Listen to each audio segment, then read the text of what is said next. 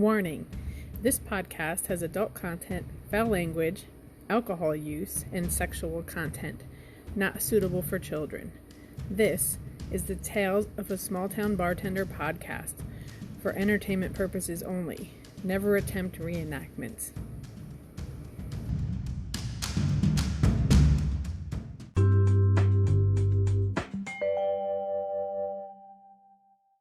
This is the Tales of a Small Town Bartender podcast, and I'm Tony. I'm Sean, and it's great to be here again. Episode 2, Season 2. Am I correct? You are correct. So I heard you went camping. How was that? It rained. It always rains. It was fun. It rains every time we go there. It's crazy. So I used to do camping quite a bit in the Midwest, and it was a lot of fun, but it was really just basically an excuse to drink. What do you guys do when you camp? Did you bring your family with you? Yes. My 18-year-old son brought his girlfriend. Oh, that was the first time. That's what I was going to ask. Is this a first time thing? That was the first time. Yes. My daughter came with her husband and her daughter, and then my husband and my son and his girlfriend. And I'll tell you, just on a personal note, it is so super weird to hear somebody I went to high school with talk about my daughter brought her husband. And her daughter. Yeah, that's weird. Still, even though I do have grandchildren, my son is married. It's just weird to imagine that, because I can still picture Tony from high school, right? Listen, my daughter's 32, so. So do you set up like tents? Do you concrete camp? What are you doing? We have tents. Actually, if you go to my Facebook page, I posted a video. I did see that. We tent camp, and we have the whole setup. Like, we could live out there for the whole summer, you know? Yeah. Not even kidding. Tell me more. I know, it's fun. Actually, somebody that went to school with us owns the campground. Nice. Christy Finnegan. I don't know if she wasn't Finnegan, she was Sullivan then. Christy Sullivan. Name's familiar. She married Andy Finnegan. He was a year or two ahead of us. And they own the campground. They bought it 7 years ago. So you guys roll in there and set up like 3 tents and all kinds of stuff like that. Yeah, we set up our 10 by 20 pop-up that we had the picnic table under, and our little kitchen. We have a little outdoor kitchen set up with a grill and a griddle, and a little one-burner camp stove, and it has a sink and paper towel holder and all the good stuff. Very nice. You do any cast iron cooking while you're out there? No, we didn't actually. It's very heavy, It's very hard to transport that stuff. It can be. I find it's worth it though, just because of the flavor, and between the campfire and the cast iron being seasoned itself, it's such a good element to have when you're out there. And there's so many great dishes that you can make. But that's amazing. I take it you do that. Oh yeah, we used to do a lot of that. Yeah. You'd have, I forget what they call it now. Gosh, it's like a pot with the lid on it. Something stove. A stock pot? Oh. No, it's like I don't know. It's all a cast Dutch iron. oven? Yeah, Dutch oven. Dutch oven. Thank you. Okay. I'm like, what are you talking about? Stove? You nailed it. Dutch oven and the frying pan. And I had a friend that we used to go camping with that had a 2-foot diameter frying pan. So you'd start you'd start the fire in the morning and dunk that sucker on there, and then put a dozen eggs in there, put 2 packages of bacon, put half a pig worth of sausage on there, and oh man, just cook all the breakfast all at once. It was amazing. Tastes so good. Wow. So much fun. But yeah, it was basically, camping was just an excuse to drink. So at nightfall, the kids would go to bed, and then the bottles would come out, and like 3 or 4 o'clock in the morning, we'd finally decide to call it a night. Some days we saw the sunrise. So my husband doesn't come with us every time. This time he did. And he was the last one by the campfire. because it was still lit, and he was gonna, man it till it died out. Sure. And the people next to us were in a camper, and they had German Shepherds that we didn't hear bark at all. They were very, very well behaved German Shepherds. Awesome. Well, he was sitting by the campfire all by himself in the dark, and he heard one of the dogs bark, and then he heard a stick break in the woods, and he immediately got up and came in the tent.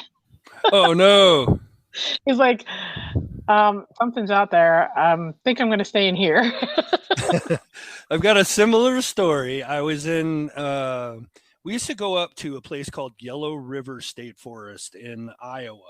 It's about as far northeast as you can go in Iowa without being in Minnesota or Wisconsin. And it's in an area that has a lot of bluffs. You can't call them mountains. I mean, it's Iowa, for God's sakes, but there's bluffs there.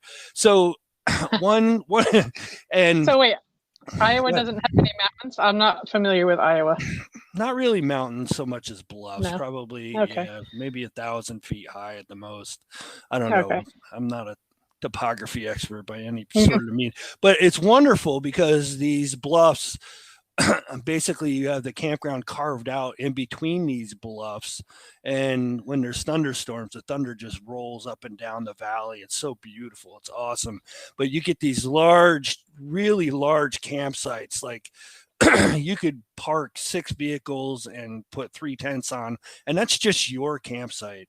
And it's very natural, no electricity, no running water, pit toilets. So you're really roughing it, and no wireless, no cell phone signals at all, right? So you go up there, and there's a story, actually, I'm going to add to the list for later on about a life-threatening issue that happened up there during one of these camping trips. Let me write it down while I'm thinking it. Thank you. But it's a hell of a story, man. Wow. I can't believe I didn't think about it till now. But the one story I was thinking about was similar to your husband's. I had gone up there alone and on a Wednesday. And this campground, there's like nobody there on Wednesday, nobody there on Thursday. people come in on Friday and Saturday, and some stragglers on Sunday. But basically during the week, you could go up there and set up your tent and have the entire campground all to yourself.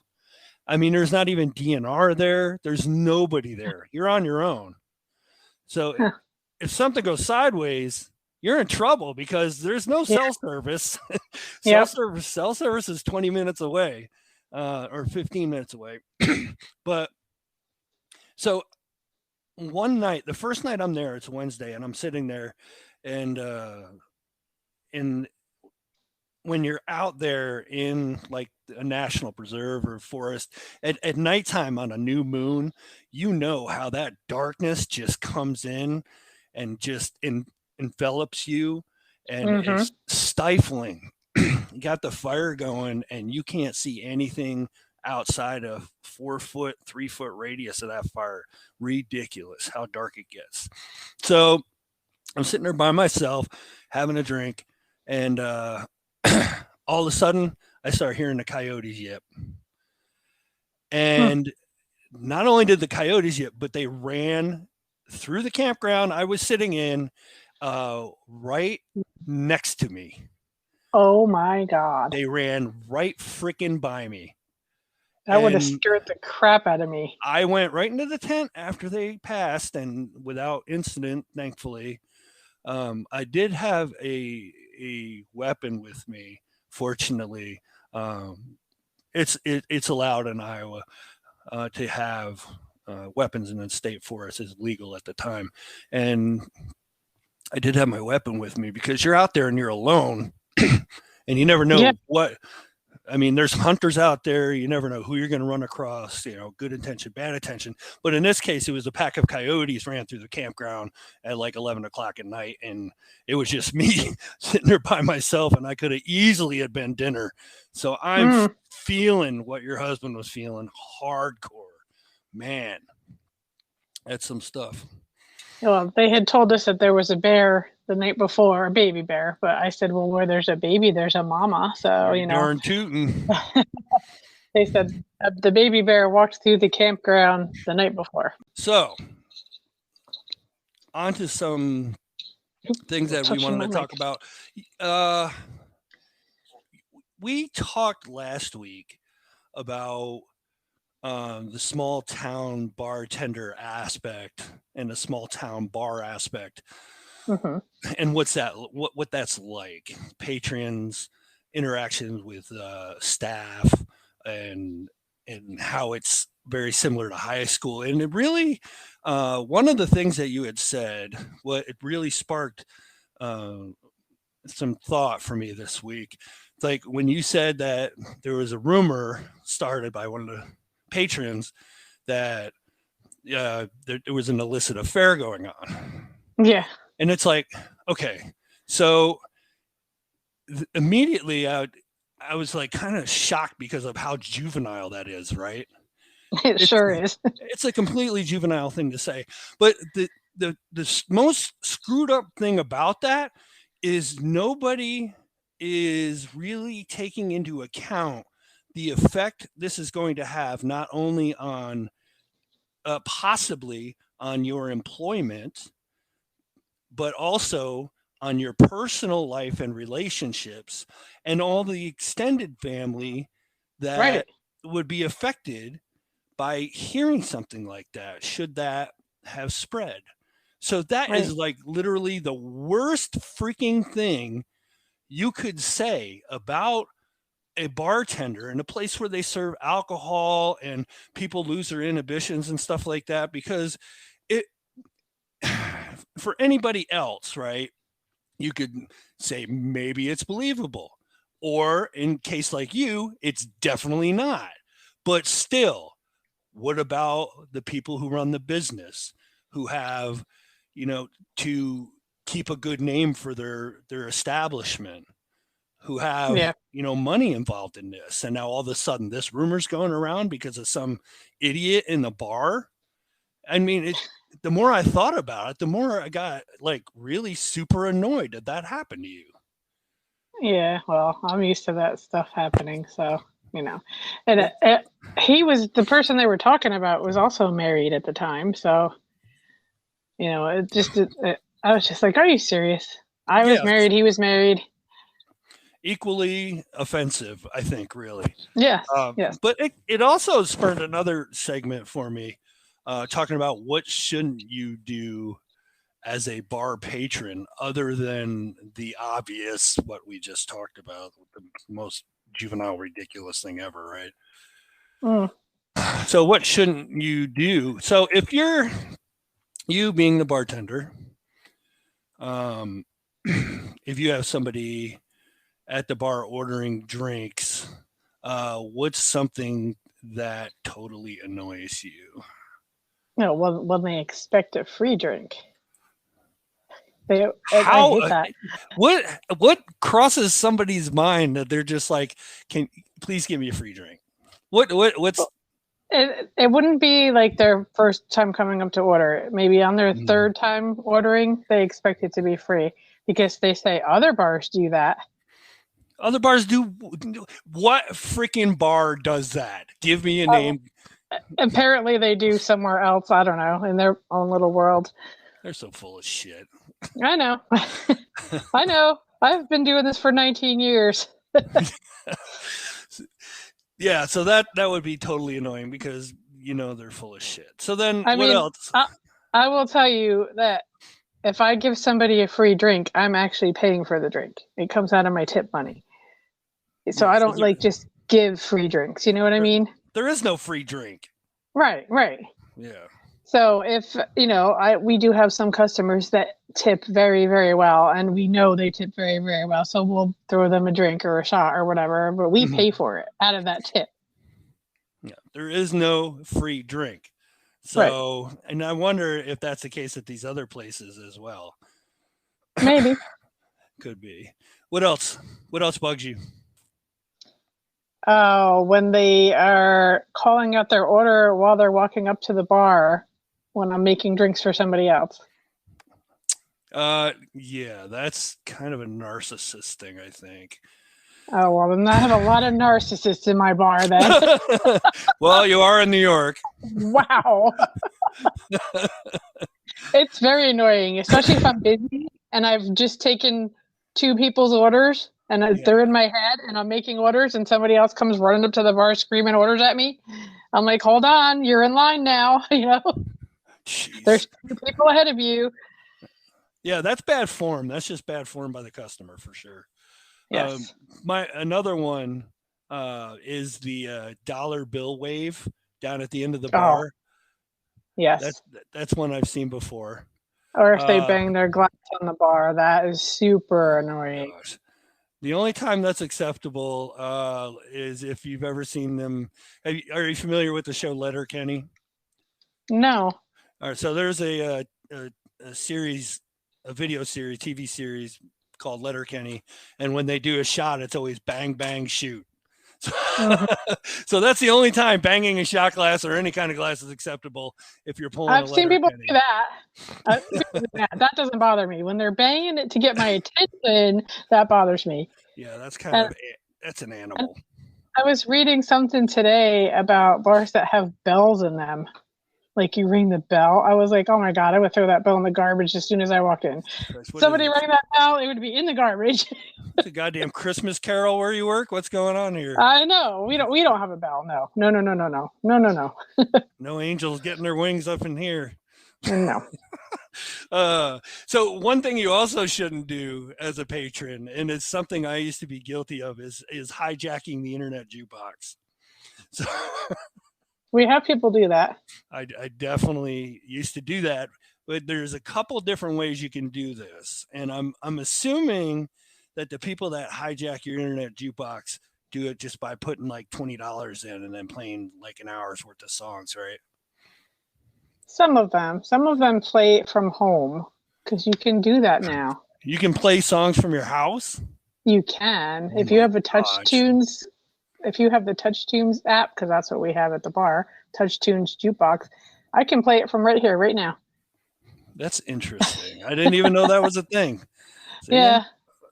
Today I learned. Quite annoying. It is quite annoying when you have something going on and then some weird funky song comes on the jukebox out of nowhere. And nobody played it at the bar, so somebody played it from home. Somebody playing the Benny Hill theme 25 times in a row. Somebody played The Little Mermaid last week. The what? I'm sorry? The Little Mermaid. Under the goodness. Swear to God. I kind of love that. I'm looking out at the crowd of people. I'm like, who's playing the jukebox? Nobody's fessing up. I'm like, hey, who's playing the jukebox? Nobody says nothing. Who played this song? Nobody say nothing. And then one of the people came up and said her friend played it from home. Oh my gosh. I kind of love that. I kind of love that. That's a good hijack. So the other way the way I used to hijack was I have bands that used to listen to a lot of progressive rock and progressive metal, which are even if you think back to the days of like old Rush and old Yes, they have. I have a friend that plays Rush, yes, because it's a long song. Yeah, they got like 15-minute songs, By Chore to Snow Dog, and it just goes on forever. Well, there's newer bands that are doing this as well. Bands like Dream Theater. Well, Dream Theater is not really new. They've been around since the early 90s. Porcupine Tree, and a gentleman by the name of Brian Eno, who's not really progressive, but he's a sound sculpture. And the reason why I mentioned Brian Eno specifically is, for example, you may have heard Brian Eno and don't even know it. Like if you go through, and I think it's Detroit Airport, in the Hall of Sound between, I think it's Terminal 1 and Terminal 2, or Terminal 2 and Terminal 3, Brian Eno has an ambient pieces playing called Music for Airports. It's awesome. Yeah. The issue is you can play this on an internet jukebox, and it's 49 minutes long. Oh, they must charge extra for that one, because they're starting to charge extra for the long songs now. By the way, see, they are on to the trick. They did. So Brian Eno has a song, an ascent, or an ending. Ascent is what it's called, and that's 57 minutes long. Oh my God. So, and he also had another song, and I remember reading this on another bartender's blog that somebody had played a Brian Eno song, which was mostly white noise, mostly static, right? There was a lot of static in the song, and it was like 40 minutes long. And somebody was like, hey, can we shut this off? Can we reset this jukebox? This is ridiculous. The person that played it left. It's just sitting here. And the guy's like, the bartender said, nope, he paid his money. He's getting this song, and let it play all the way to the end. So pretty interesting. I'm on the app right now, and I'm looking it up to see if it's on there. Brian Eno, look at that. Got some? What's the name of the song you were just talking about? Oh gosh, there's a few. There's a bunch. Music for airports. I don't see music for airports. And ending. Here comes the warm jets. What is that? Let me see what that is. Oh, this is only 4 minutes. It's not that one. 4 minutes. Here come the warm jets. 5 minutes. I'm just going to click these and see how long they are. 1 minute. So there are some short ones out there too, for sure. Yeah. But then he does have the ones that are 48 and 57. But those are the ones that I used to. They might not offer them on the app anymore. You know what I mean?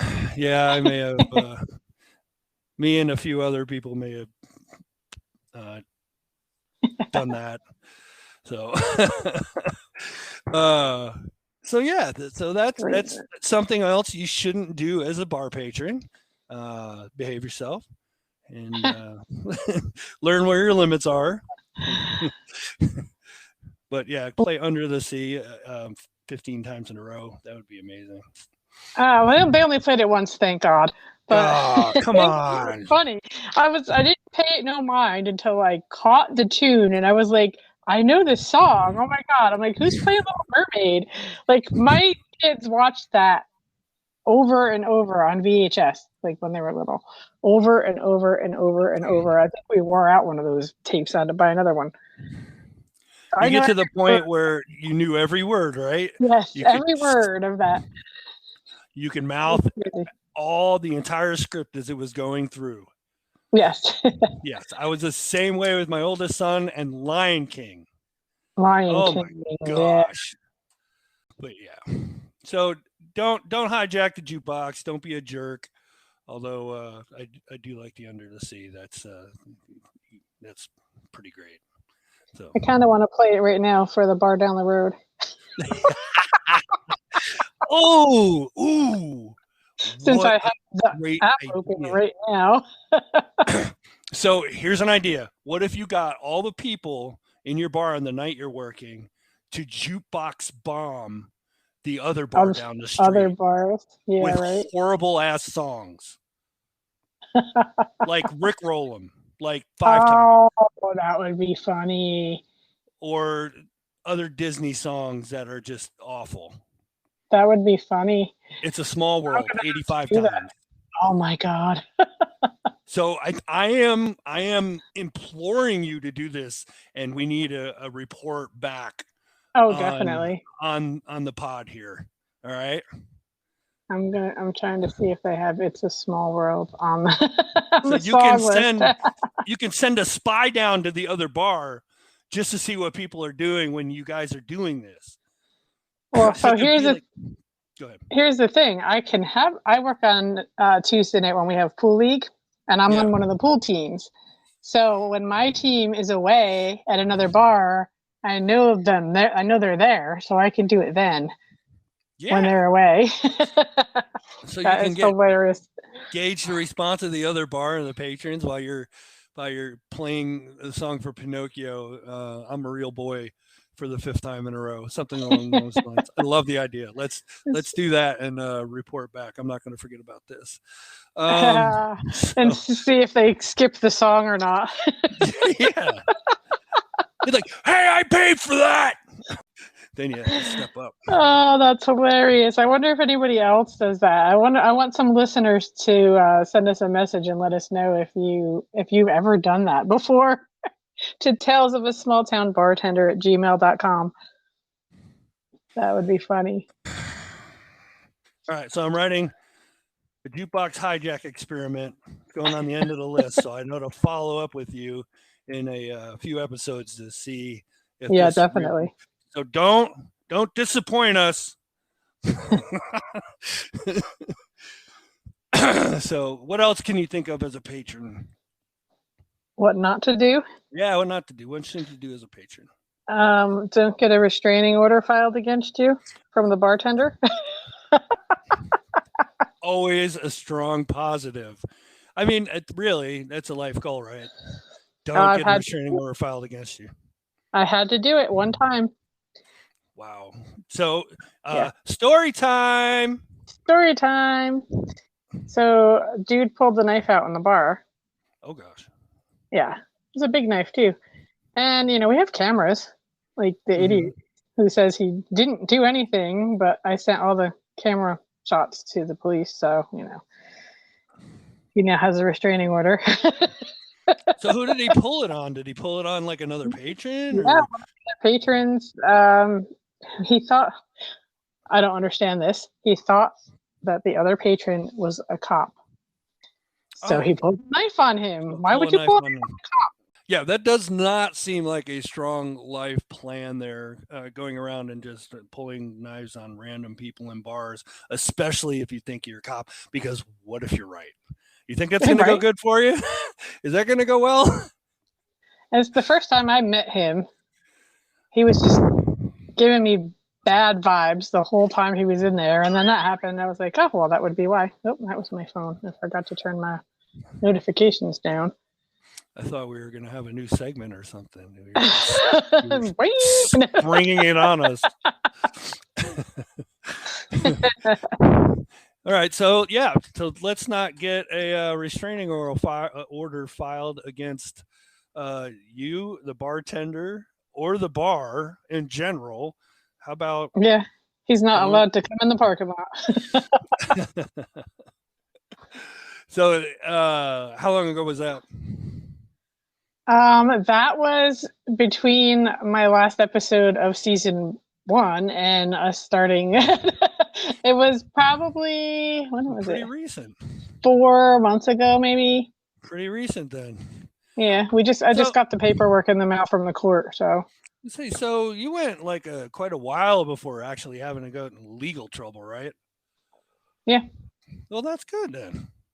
Yeah. So not too shabby. I mean, granted, never should have gone there in the first in the first place. But if it's got to happen, how many years? 19. Oh yeah, let's go 19 years until the next one. Sound good? Yeah. It does. What else? You have anything else about a bar patron? I'm sorry. If I'm still bartending in 19 years, I don't know. Right? I mean, I might be. I don't know. I mean, I like it, and then I don't like it. You know what I mean? Yes. Yeah, there are certain things that it would make it attractive, I guess you could say. And then definitely a bunch of detractors. And I imagine the detractors grow as the evening progresses, as you get closer to that 3 a.m. Sometimes it does. Oh, gosh. When my friends come in the bar, because, I can't hang out and talk to my friends, so they come in the bar, and I know they're there, so I'll be sitting there drinking, and I see them like I don't know, once every hour. I get to say, hey, Yeah. And that's something else too with the life of a bartender. And I've worked some jobs that are similar to that. That shared that similar trait. Was that on Friday nights or Saturday nights when you want to go out and have fun, you got to work, right? Yep. Yeah, I worked in television, and television was the same way. At least it was back when I worked in it. Now it's gotten a lot more automated, so there's a lot less people involved.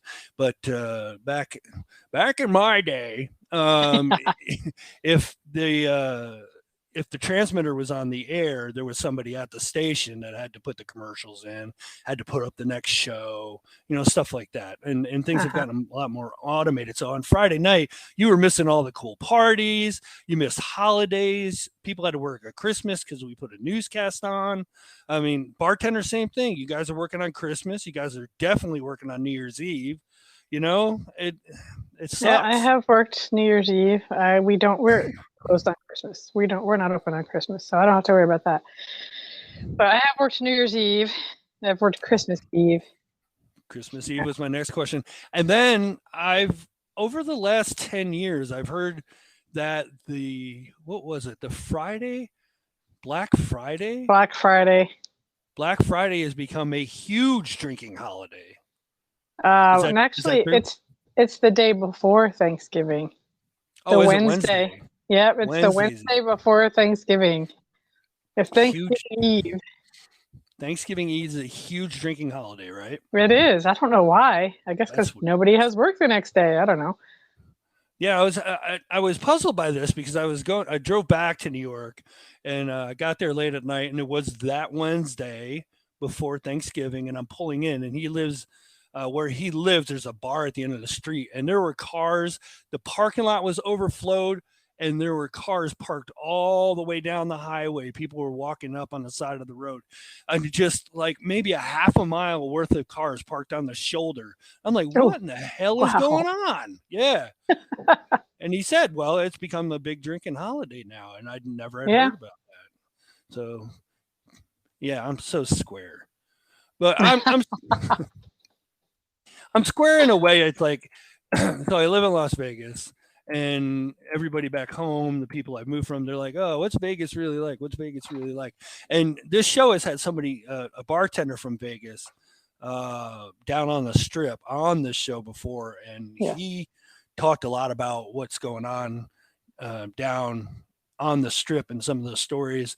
And I wish he would have said more. I wanted to get more information out of him, just to get him to talk about the real dirt on what was going on down there, because the truth of what Vegas is really like is like a lot of the Vegas residents, the people who live here, we don't go to the Strip. The Strip is somewhere we go if like you come and visit. They say if you buy a house in Vegas, you're actually now an Airbnb host. Because all your friends are going to come out. There's so many direct flights into the Vegas airport that everybody comes and visits, which is fine. I love that. I love playing. You have an extra bedroom, right? You have an extra bedroom, right? Yeah. There you go. Yeah, an extra bedroom, an extra living room. We got all kinds of carpet space. So, yeah. Got a backyard. I have a tent. No. I'm only kidding. Absolutely. I've never been to Vegas. I will be there one day. I will. Yeah, it's interesting, and it's interesting from the standpoint that there's never, there's always something to do, I should say, and they have phone apps where you could just dial up tickets for every theater show, every sports event, and every music event going on, until the end of the year. And you can just purchase tickets right over the app and boom, off you go. Having Uber is nice. That's something new for me. I always lived out in the country in the Midwest, and we couldn't have Uber. We didn't have Uber Eats. We didn't have DoorDash. We didn't have any of those things, but having those here, super nice. What a convenience. Yeah. Oh, wow is right. I live 20 minutes from a grocery store. Now I live 2. Wonderful. Huh. Starbucks, take my money. But what's Vegas really like? Vegas is really hot, and especially now. July and August are the worst months for Vegas. And if you're coming out here, bring your sunscreen and your sunglasses, because this weekend we're scheduled to get up to about 117 degrees. So, no. And yeah, it's a dry heat, but I'm not turning on my oven and climbing inside my oven either. Right. Yeah. So turn your oven on 120 and climb in there, and then tell me about how it's a dry heat. But imagine if it wasn't a dry heat. Like it was super humid here the other day, and I was just sitting outside, not doing anything, and I was sweating. I mean, sweating. The back of my hair was wet, like sweating. I was visiting Virginia recently, and it was 89, 90 degrees, and the dew point, which is the combination, or it's the temperature at which it would turn into fog. the water would turn into fog in the air. Yep. And when it gets in the 60s, that's tropical, subtropical. When the dew point gets into the 70s, that's absolutely oppressive and disgusting. And anything higher than that in the 80s is absolutely insane. And yeah, the dew point was in the 70s. And I've seen dew points in the 80s in Okinawa, Japan, and believe it or not, on the Gulf side of Saudi Arabia. And you don't want any part of that. It is absolutely disgusting. And you are absolutely right. Humidity is the worst thing. And I created a new song while I was in Virginia because it's 90 degrees and the 70 dew point. It's like humidity is stupid. Tra la la la la. And it is. God, it's the worst. But Vegas is hot. It is dry. But at nighttime, you basically just don't do anything during the day, or you go from your air conditioned building to your air conditioned car to your air conditioned business. I mean, everything's air conditioned. You know that. Right? Well, it's Florida too. Yeah. So and really, when you figure out that the casinos don't gamble, the casinos do math, then it really becomes a silly effort to try to win money. I mean, granted, you could be the next guy, right? There was a Las Vegas local just this week that dropped did a $40 pull on a slot machine and won $10.5 million. So, I mean, it's possible you could be the next guy, but most it's like somebody's paying for these marble floors. Yeah. Somebody's paying for this air conditioning. Yeah. But somebody's got to be the winner, right? Right. Somebody does have to be the winner. It's never going to be me because I can't. Nope. I can't. Yeah. Putting $40 in. No way. For one. Nope. Not for one pull. Nope. Yeah. Because the way I look at it, I always look at the thing that I could buy with that. It's like, hey, there goes almost a full tank of gas. Yeah. Pull, buy, well, you lose. Speaking of gas, how much is gas there right now? I get premiums and I'm about $4.60. Oh. Okay. I get the cheap stuff, but the cheap stuff is $3.47. I think it was $3.47. I think the 87 is 360 or 70 here. It's not too bad. But anyway, that's what Vegas is really like. And yeah, it is expensive as well, and that goes for everything. So, and I think that's a nice little new game, right? New game. Let's do a new game. Oh, okay. You ready for this? I don't know. Am I? All right. So this was a suggestion from a listener. Okay. So it's you and I, both from New York. We have a lot of history there. You've lived there your entire life. I lived there my first 18-ish, 17-ish years. And basically what I'm going to do is I have a link.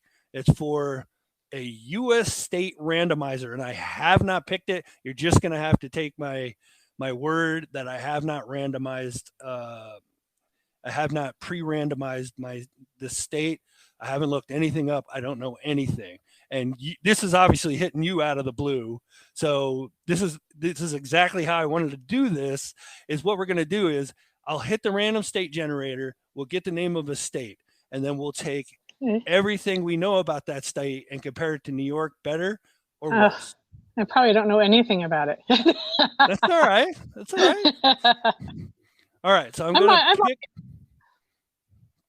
Hey, and especially if it's in the Northeast, because I mean, there's a lot of between Massachusetts, Connecticut, and Vermont, and New Hampshire. Yeah. So, all right, let's see what we get. Pick a random state, and our state is Alabama. Alabama. Okay. I know somebody that lives there. Yeah. She moved down there 7 years ago, I think. From New York? Yep. On purpose or for a job or on purpose? Yeah. Was it for a job or family or what? No, well, Her and her husband and her daughter moved down there. Her husband's brother owned property down there and Yeah. told them to come down and move in, pretty much, you know? Okay. So that's pretty cool, I guess, right? He says that the humidity's awful down there. Yeah, the humidity is really bad. The Gulf states, Florida, Mississippi, Alabama. All right, this is what I know about Alabama. They have Huntsville, and they also have, oh gosh, what is it? Huntsville? Yeah, Huntsville is known as Rocket City. Rocket City? Yeah. So that's where a lot of NASA stuff and a lot of jet propulsion stuff is happening, or that goes down. I got to go down there one time, and the end result was Huntsville, pretty cool place to hang out, and on the bad side, I ended up getting COVID. So yeah. And then there's Alabama COVID. I got Bama COVID, and then of course there's a lot of stereotypes that go along with Alabama. I'm not going to try to justify or unjustify them, but let's just say the most common saying out of Alabama is "Roll Tide," and you can do your own math there. And I will say, in my experience in Huntsville, in Alabama, the pickup truck thing is absolutely 100%, absolutely accurate. There's stereotypes do exist for a reason, and the Alabama pickup truck thing is a thing. It is a thing. Yes. So Alabama, better or worse than New York? I'm gonna have to say worse just because I'm from New York. I'm going with worse, and I have some reasons. Number one, it's not a place that I would move to voluntarily. Yeah. I would not go there. Yeah, I'm not going there. The humidity is enough for me to sign off. But the redneck factor, the redneck factor is absolutely insane. And having seen it, it's like, oh, whoa. Well, I can deal with some redneck, but no. I said I can deal with some rednecks, but I like New York pizza. See, pizza is the intertwining thing. Pizza is the experience that brings us all together. That's why it keeps coming up. That's why. Yeah. So anyway, so I wouldn't do that just for that reason. So yeah. So Alabama, thumbs down. No good. Yeah. All right. So we got drunk or a kid. You got one? I heard you got one for me. I do have one for you. So okay. I got this off the internet from Bustle.com. Okay. Hit me. I went to go see an animated film in a movie theater. I screamed warnings to the main character for the duration of the movie because I feared if I didn't, she wouldn't realize the danger she was in. Drunk or a kid? I'm, because it's an anime movie, I'm going to say this is at least a teenager, so drunk. Okay, she was drunk. She said, and the movie was Coraline. And I regret nothing. I regret nothing. I regret nothing. She said she didn't know that it wasn't her mother, and she had buttons for eyes. Buttons for eyes. All right, so that was a good one. Love it. Have you seen Coraline? Have you seen that movie? It's been a while, but yeah. I loved that movie. My 18. It was good. Yeah, I loved it. All right, so I got a drunk or a kid for you. Okay. All right. Got separated and lost in the woods for hours. Was terrified. Came upon a farmhouse and sought shelter in its garage as night fell. I was... drunk. Drunk, definitely. I was a drunk 29-year-old, really, really, really drunk. I disappeared from a house party about 6 miles away. And to this day, nobody, including me, knows why I did that. Oh, So two good drunker kids, but two great guesses. We got it. We're back in 2 for 2 today. Yep. So you have anything else before we close this out? I wanted to ask you if marijuana is legal in Vegas. Oh yeah, marijuana is legal in Vegas. There are dispensaries set up on every corner, and Oh, in wow. fact, it's so prolific. You have to be careful which one you go to because, from what I hear, some of them are kind of rip-offs. So if you know like the difference between the different strains, like indica or whatever, frick, I don't even know because Sativa. Yes. yeah, sativa. If you know the difference between that and your milligrams and stuff like that, you'll be in good shape. But they take advantage of tourists, so Yeah. you have to be very careful. So yeah, it is legal. It's legal in New York too, right? Yes. Yeah, I figured it would be. Yes. They Yeah. don't really have dispensaries here yet, though. People still go to Massachusetts and stuff. I mean, I hear you can buy stuff at some places, but it's not legal yet. So, you know. I moved here from the Midwest. It was also legal in Illinois, but it was not legal in Iowa, which was interesting because if you lived on the border, yeah. Yeah. Pablo Escobar had a challenge for his market. We'll just say that. Well, I'll tell you, Great Barrington, Massachusetts is only like an hour from here, so Yeah. there's a good dispensary there. Oh wow, nice. So I will say this on closing: it's been a great episode. I really enjoy doing this with you. Thank you for including me in Tales of a Small Town Bartender. So before I sign off, I just want to say, if anybody has drunk or a kid, if you listen, you can rewind and listen to how those stories go. You got to really dance that line between could you be drunk or could be a kid. Send your story in and we'll read your drunk or a kid, and Tony will try to stump me with it. Outside of that, and you can send those to Tales of a Small Town Bartender at gmail.com. We also have the website, talesofasmalltownbartender.com, where there's some information up there about the show and the people who have been on it. It's a pretty neat little place on the web. So stop by and say hi. So in closing for me, it was Ernest Hemingway who said, I drink to make other people more interesting. So, and don't forget to always drink responsibly. We should definitely say that at the end of the podcast. Drink responsibly. Be nice to the bartenders. And always tip your bartender. Tip your bartender big. Tip her over. Tip her gore. There you go. So thanks for joining us. And I'm Sean. I'm Tony. You guys have a good one, and we'll see you next week.